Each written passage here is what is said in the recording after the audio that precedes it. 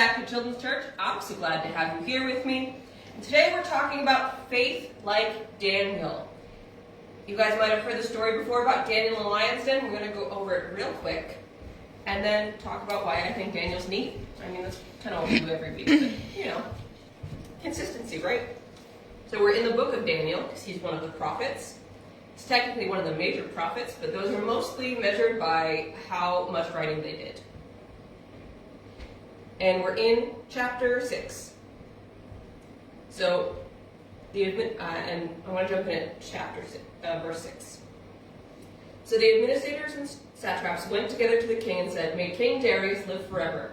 And all the administrators of the kingdom, the prefects of the satraps, the advisors of the governor, have agreed that the king should establish an ordinance and enforce an edict for 30 days that anyone who prays to any god but the king will be thrown in the lion's den.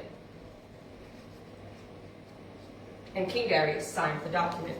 When Daniel learned that the document had been signed, he went to his house. The windows in his upper room opened toward Jerusalem, and 3 times a day he got down on his knees, prayed, and gave thanks to his God, just as he had done before. Then these men went as a group and found Daniel imploring his God. So they approached the king and asked about the edict. "Didn't you sign this, that anyone who prayed to anyone else would be thrown in the lion's den?" Said, "Yes, as the law of the Medes and Persians, the order stands irrevocable." Then they replied to the king, "Daniel, one of the Judean exiles, has ignored you, the king, and the edict you signed, for he prays 3 times a day."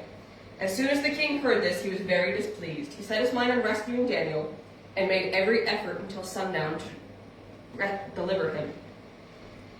Then these men went to the king and said, "You, as king, know it is the law of the Medes and Persians. No edict or ordinance the king established can be changed."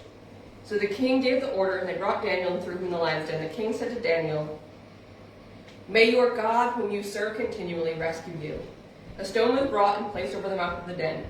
The king sealed it with his own signet ring and with the signet rings of his nobles, so nothing in regard to Daniel could be changed. Then the king went to his palace and spent the night fasting.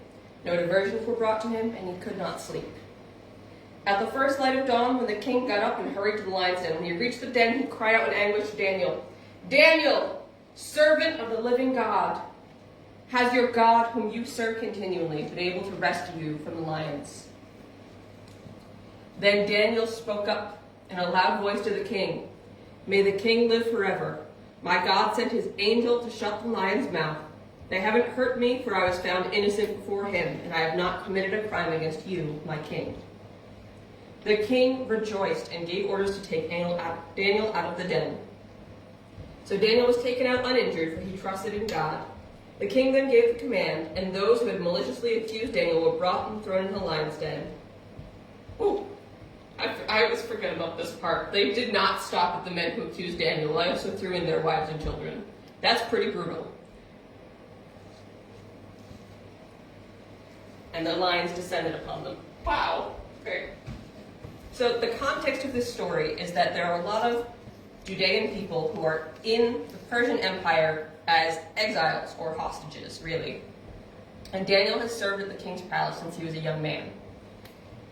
The king and Daniel are close, and people are mad about it. So they made up a law specifically to persecute Daniel and get rid of him. And they tricked the king into signing it by, being like, "Oh, but you're the king. You're the king. Everyone should bow to you." They buttered him up first. They made him feel good. And they tricked him into signing what should have been his friend's death warrant, essentially. But God had a different plan. Daniel ignored the law to pray to the king. He prayed to God every single day, 3 times a day. He was always talking to God.